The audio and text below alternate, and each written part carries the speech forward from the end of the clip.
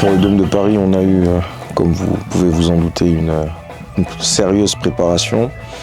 On a fait plusieurs résidences de répétition où on a d'abord travaillé avec les musiciens. Donc les musiciens ont travaillé entre eux, ensuite les chœurs ont travaillé entre eux, et ensuite on a mis en commun les différents éléments pour pouvoir justement construire ce spectacle.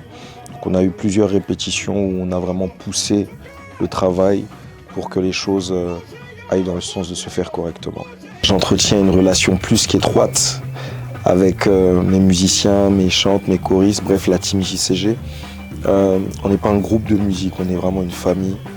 Pour la plupart d'entre eux, on se connaît depuis un certain moment, spécifiquement mon frère Thibaut, Gédéon El Capitano Yambala, comme on l'appelle. Lui, c'est vraiment un frère de longue date, avec qui on évoluait ensemble dans le même groupe à l'époque quand j'étais à la direction du groupe Mekadishkem avec mon frère Esdras, que je salue. Lui, il était notre vidéaste. Il jouait un peu à la batterie, mais là, il était le vidéaste de Mekadishkem et aujourd'hui, c'est mon batteur et un de mes directeurs musicaux, donc je suis vraiment béni de l'avoir. Pareil pour Jonathan Matiaba, ça fait de longues années qu'on se connaît. Alors lui, il est plus de l'après-génération, donc ce qui fait que je voyais ses débuts et je pouvais à ce moment-là jamais m'imaginer que ce serait mon pianiste. Il y a eu plusieurs phases dans la team JCG. Déjà en 2020, il y a des premiers qui ont rejoint la team comme mon petit frère Arabas, JB Bass, comme Arnaud Akpo, comme HK, Hervé Mukendi. De l'autre côté, au niveau des choristes, il y a Armel, Vibrator, ainsi que Yolène, Yo National, Naomi, Nao Number One. Ce sont les premiers membres de la team JCG qui sont encore là d'ailleurs, qui ont intégré la team en 2020. Et puis après en 2021, c'est là où Jonathan et plusieurs autres ont rejoint l'équipe pour que nous puissions encore grandir et développer notre activité. Spirituellement parlant, il est clair qu'on a eu aussi ensemble un temps de jeûne et prière pour pouvoir se préparer spirituellement pour cette œuvre qui est d'abord spirituelle. C'était pour moi important d'inclure toute l'équipe dans ce temps de prière parce que en fait, c'est une œuvre que nous faisons tous ensemble. Et donc l'implication, elle est commune. Chaque personne est en train d'emmener sa pierre à l'édifice de l'œuvre qu'on est en train de bâtir à la gloire du Seigneur. Et quand on parle du domaine du chant, ou du moins de la conduite de louange, en fait, c'est plusieurs personnes qui amènent différents éléments pour un seul et unique parfum que Dieu se reçoit en pleine figure. Et donc, il fallait que ce parfum soit le plus pur possible. Et pour cela, il fallait que chaque personne se retrouve, entre guillemets, prêt ou alors dans la disposition qu'il faut pour justement pouvoir faire cette œuvre pour le Seigneur.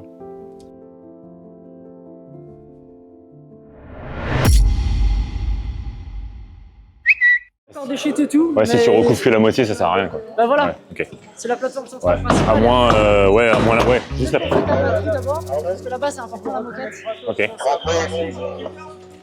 Salut à tous, c'est Jérémy au backline. Donc aujourd'hui, je bosse avec New Luck à Gonesse. Donc pour Jonathan Gambella, j'ai jamais travaillé avec des musiciens gospel, c'est une toute première. Donc ça va être une découverte sur scène. Mon travail consiste à préparer tout le matériel en amont. Ça va être vraiment de tout installer sur les risers selon le plan de scène. Donc voilà, le plan de scène, c'est la répartition des musiciens sur scène. Et moi, je vais les accompagner jusqu'au bout pour savoir ce qu'ils ont besoin. Et on va aller jusqu'aux balances. En fait, le but, c'est que les balances se passent bien, que le groupe joue dans de bonnes conditions. Et quand le concert, à la fin, sera fini, mon rôle sera de récupérer tout le matériel, de charger et de repartir au dépôt.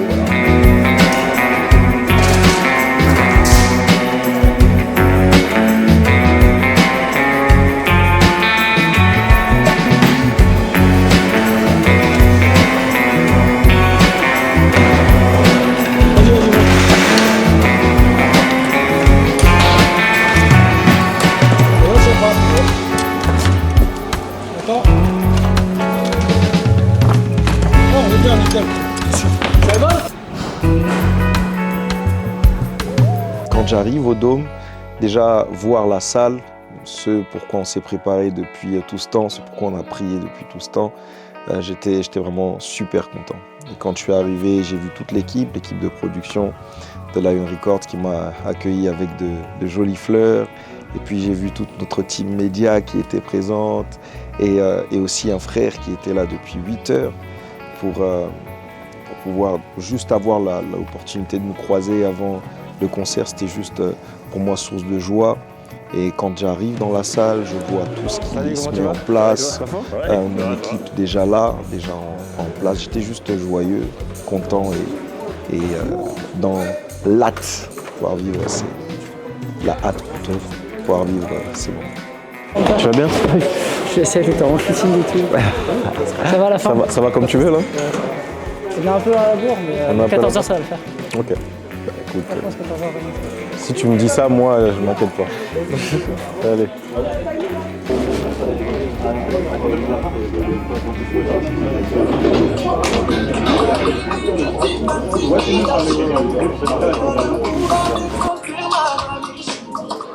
On y va, on va.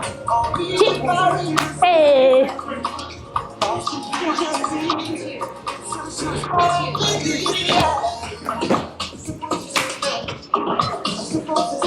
Pour pouvoir bien performer sur scène, dans un premier temps, c'est le travail qu'on fait en amont.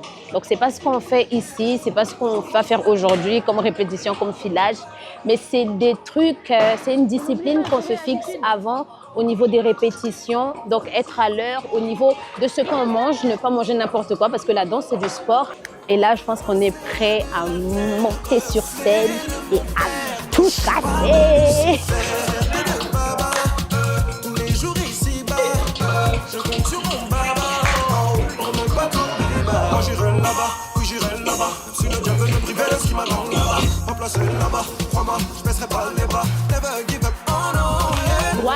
Les multiples intimidations, rien ne pourra mettre un terme à ma mission.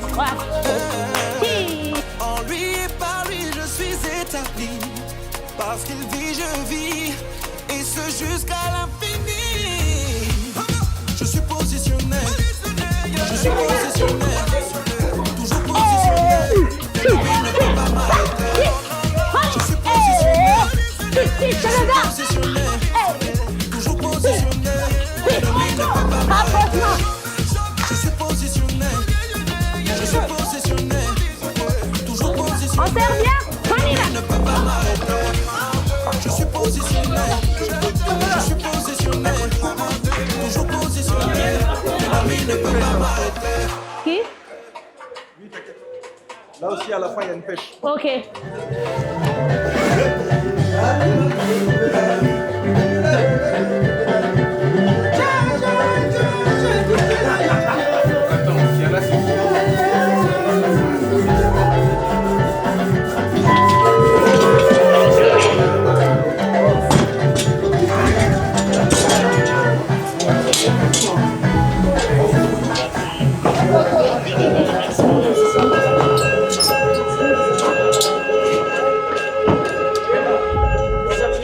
Votre attention, s'il vous plaît.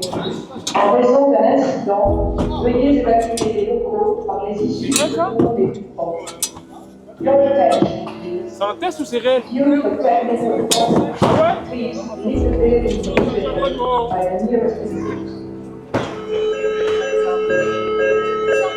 Allez. Votre attention, s'il vous plaît. En raison d'un incident.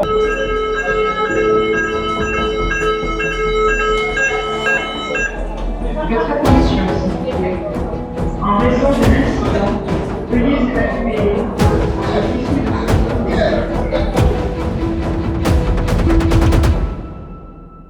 Donc on nous a demandé de sortir, alors qu'on était en pleine préparation. La scène n'était même pas encore finalisée au niveau des praticables. Et on nous demande de sortir. Au départ, quand on sort, on ne sait pas trop pourquoi est-ce qu'on sort.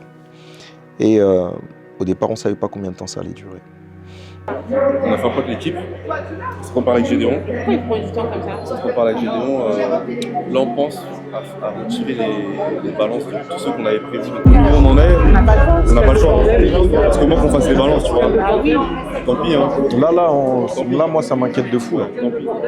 Tant pis. Parce que sont le plus gros. En tant que producteur, on se pose beaucoup de questions quand on reçoit une information aussi importante que celle-ci. Donc tout était millimétré. Et quand on reçoit l'information qu'il y a une alerte Vigipirate, waouh! Tout de suite, on prend conscience en fait qu'il se passe quelque chose. Et ça passe tout simplement d'une vérification des lieux par un appel chez le préfet qui redescend au commissariat, qui va vers la brigade Vigipirate. Donc c'est là où tout de suite on se rend compte qu'au final c'est très important ce qui est en train de se passer. Ah, mais là, moi ça m'inquiète un petit peu. Ah, ça, tu t'attends dehors. Qu'est-ce qu'il est? Non, mais on va jouer à l'heure. Hein. C'est pas un problème, ça oui. Pour jouer à l'heure, il faut qu'on soit prêt à l'heure. Amen. Nous, on est prêts. Le son, il faut qu'il soit prêt. Alors, il faut qu'on teste, faut qu'on. Tu vois? Et à un moment donné, on nous demande de quitter l'enceinte du Dôme de Paris pour nous retrouver à l'extérieur. Donc on a fait le tour et on est sorti. Quand on sort, on voit la police. Et là, je vois une policière qui nous dit personnellement « Venez, on va vous mettre dans une voiture de police pour vous mettre en sécurité. » Et moi, j'ai dit « Mais tout de suite, je me suis mis à la place des gens parce qu'il y avait déjà quelques personnes qui étaient arrivées. Et j'étais en train de me demander « Mais quelle image est-ce que je vais donner à ces personnes qui vont me voir entrer dans une voiture de police ?» J'étais tout de suite triste et j'ai compris plusieurs choses parce que j'ai compris que ça prenait une autre ampleur et qu'on n'allait pas faire 20 minutes, mais que ça allait traîner. Ça sera confirmé, on fera peut-être un repérage et après, voilà, il n'y a pas de souci. Je suis obligée de vous laisser le police en attendant. Je pense pas que ce soit utile. Ah, c'est vrai. On va mettre un bonnet, une capuche, des lunettes de soleil, un masque. Vous cachez, vous foutez un truc, vous mettez dans la foule avec un truc. Je dois obligatoirement sortir. Ouais, si vous voulez prendre des photos, bah je sais la police. Ouais. En fait, on veut pas que ça crée non plus. On veut pas faire peur aux gens. Ah, on peut aller au café? Viens, je t'emmène au café. Mais du coup, tout ça va prendre combien de temps en fait? Parce que... C'est ça. Et là, on en est où? C'est une bonne question de se demander est-ce que le concert sera annulé après de telles circonstances.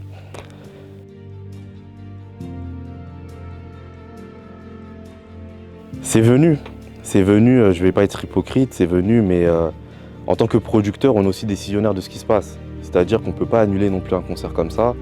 Et moi, je me suis dit, en tout cas, je vais faire en sorte que tout se passe comme on avait prévu.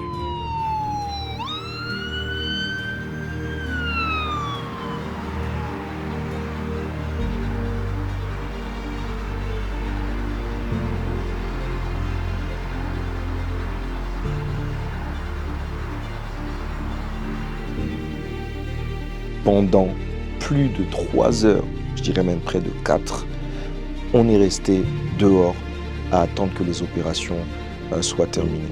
C'est là la véritable raison du fait que le concert ait commencé en retard et ça a eu des conséquences dramatiques sur même le concert parce qu'on n'a pas pu faire de balance. On a fait un concert sans balance et je tiens vraiment à le préciser, c'est quelque chose d'exceptionnel et rien de plus que de mettre un musicien qui vient faire un concert dans l'inconfort. Surtout parce que je pensais au fait qu'il y a des personnes qui étaient venues de loin et aussi qui étaient venues à une certaine heure pour pouvoir justement arriver à l'heure et ne rien manquer du spectacle. Et j'étais sûr à 100% que ça allait créer des frustrations et j'étais moi-même frustré.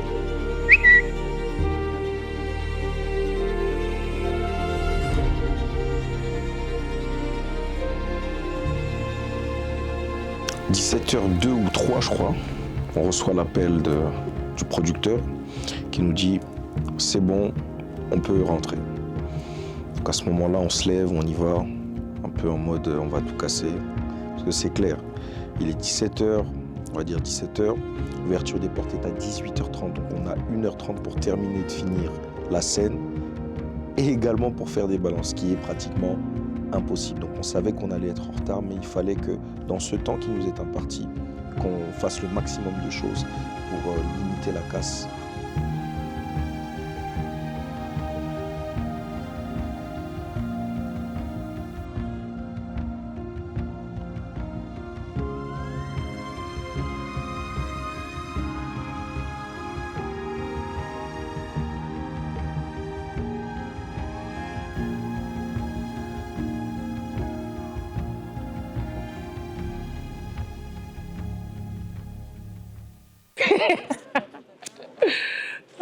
Hi guys.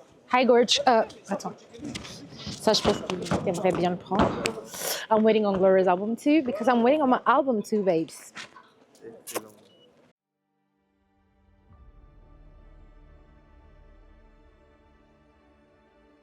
Alors, comment j'ai fait ma prépa? Bah déjà, j'ai beaucoup chanté, j'ai beaucoup répété avec les filles. J'ai beaucoup prié, on a prié ensemble avec toute l'équipe de Jonathan le mercredi dernier. Et après, juste prendre conscience de la responsabilité que c'est d'ouvrir ce concert tant attendu, sold out en 1h50, et de se dire que moi je ferai ma part et Dieu fera tout le reste. Les artistes gospel qui fassent des grandes salles, des grandes scènes, c'est super sympa parce que ça nous permet de rentrer puisqu'ils ont ouvert la porte. Je trouve que c'est une grâce particulière du coup de pouvoir participer à cette immersion et le fait de voir éclore le gospel français. Je crois profondément que cette soirée sera marquée par un signe inédit du Seigneur. Il y a quelque chose de particulier que le Seigneur va faire. Alors, j'aimerais vraiment nous encourager tous et toutes à aller avec le moral à fond. C'est vrai qu'on n'est pas dans les meilleures conditions, mais on sait que les conditions dans lesquelles on est, c'est vraiment ce que le Seigneur a permis et on va y aller comme ça et Christ va se glorifier dans notre faiblesse. Amen. Voilà, on y va à fond avec la joie, la bonne humeur et on fait ce qu'on sait faire. Amen. On va juste prendre quelques minutes pour élever la voix et rendre grâce à Dieu pour ce moment merveilleux. Élevons nos voix et prions le Seigneur. Père, nous te bénissons et nous te rendons grâce pour ce jour glorieux, Seigneur, que tu avais planifié avant même la fondation du monde. Nous avons la ferme assurance que ce jour est connu de Dieu. Et parce qu'il est connu de Dieu, les projets de Dieu s'accompliront et Dieu sera glorifié au travers de ce jour. Seigneur, qu'il te plaise d'ouvrir ton ciel sur nous, de libérer ta gloire alors que nous sommes assemblés autour de ta merveilleuse présence.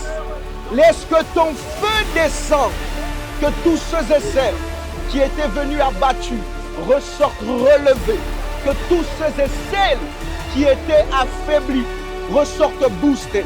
Assurément, Jésus sera glorifié au milieu de nous et ta gloire sera déployée. Alabaro paliavesca paladu. Et la soupalia de varia takatos. Ili mandalivaya descaplevara. La poiberia descaplevada cheteleba. Merci pour l'échelle de Jacob que tu positionnes entre ce lieu et le ciel. Tes anges montent, ils descendent. Ils montent avec nos requêtes et ils descendent avec nos solutions. Ta gloire est déployée à un niveau jamais connu jusqu'ici.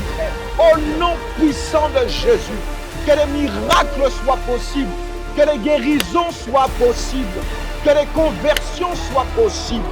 Au nom de Jésus-Christ. JCG, famille.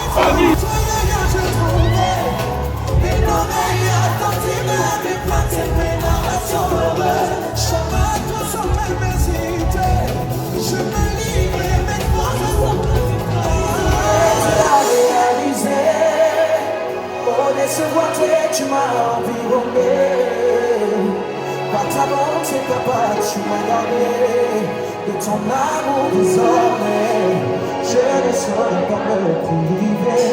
Tu es mon ami, tu es mon ami, mon Dieu.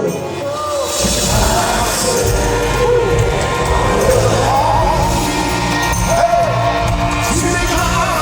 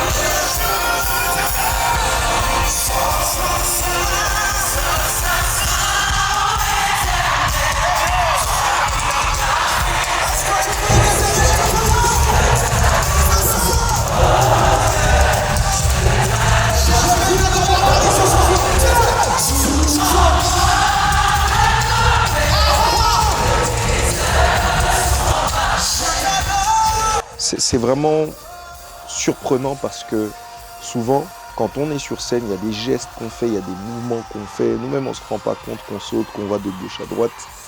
Et c'est quand on sort de scène, quelques temps après, qu'on voit que une fois que l'onction, pour le moment, s'en va, t'es là, t'es à ramasser à la petite cuillère sur scène. Des fois, le moment, en tout cas, moi, je l'ai vécu comme ça au Dôme de Paris.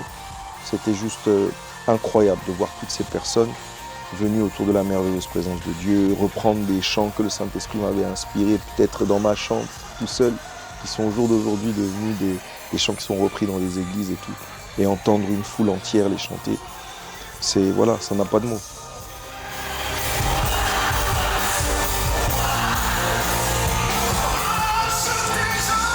Personne n'est indispensable, hein, bien évidemment, mais elle est tellement importante dans tous les aspects de ma vie. Déjà, si on reste dans l'aspect musical, c'est mon manager personnel. Elle est aussi, par concours de circonstances, devenue le manager de la team JCG. Et elle est tout le temps là, partout. Elle prend les devants, elle réfléchit à ma place, c'est vraiment un deuxième cerveau.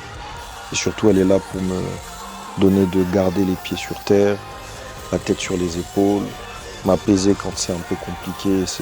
Et c'est ces mots qui m'ont apaisé, qui ont fait en sorte à ce que je puisse aller à la guerre malgré le fait qu'on a vécu des circonstances compliquées. Donc mon épouse est, vous l'aurez compris, une pièce très importante dans l'échiquier de l'œuvre que le Seigneur est en train de faire avec nous. En fait, le concert a tellement été complet rapidement que tout de suite on est passé à autre chose, mais on était quand même dans le dôme. Quand je parle avec son manager, elle vient me voir, elle me dit là Steve, faut qu'on parle. Elle me dit Steve, faut qu'on parle. Elle me dit là il y a un truc grave qu'il faut que je te présente. Et moi je me suis un peu inquiété, je me suis dit mais qu'est-ce qui se passe? Parce qu'on a quelques jours quand même du concert. Et elle me dit non, là faut qu'on fasse le Zénith. Est-ce que c'est possible? Et j'aimerais le faire en première partie d'année. Je sais très bien comment Zénith ça se passe. C'est une salle qui est réservée 2 ans d'avance. Il faut savoir que même les dates qui sont annoncées en dernière minute entre guillemets, c'est des dates que les producteurs prennent. J'ai contacté tout de suite le responsable commercial du Zénith. Comme on dit, la foi est une folie. On allait jusqu'à la folie qui est liée à cette foi-là. On a booké un shooting avec la manager de l'artiste alors qu'on n'avait même pas encore le contrat. On n'avait pas encore de confirmation de date. Et là, on s'est dit, on y va. On y va et on verra ce que ça va donner. Après le shooting, on part au restaurant avec l'artiste et son manager. Je reçois un mail. Et quand je vois le nom qui est lié à ce mail-là, je me dis ok. Donc j'ouvre le mail et je vois qu'on me dit que le 2 mai est libéré parce que je suis toujours intéressé. On avait frappé à la porte de l'Olympia et comme je l'ai dit le jour du concert, cette porte ne nous a pas été ouverte, comme plusieurs autres salles parisiennes qui sont fermées au gospel. Et ça, vous devez le savoir. Cher Choisi, vous savez que je suis très transparent avec vous. C'est pour ça aussi que vous devez considérer ce que Dieu est en train de faire actuellement en nous permettant de pouvoir faire des grandes salles.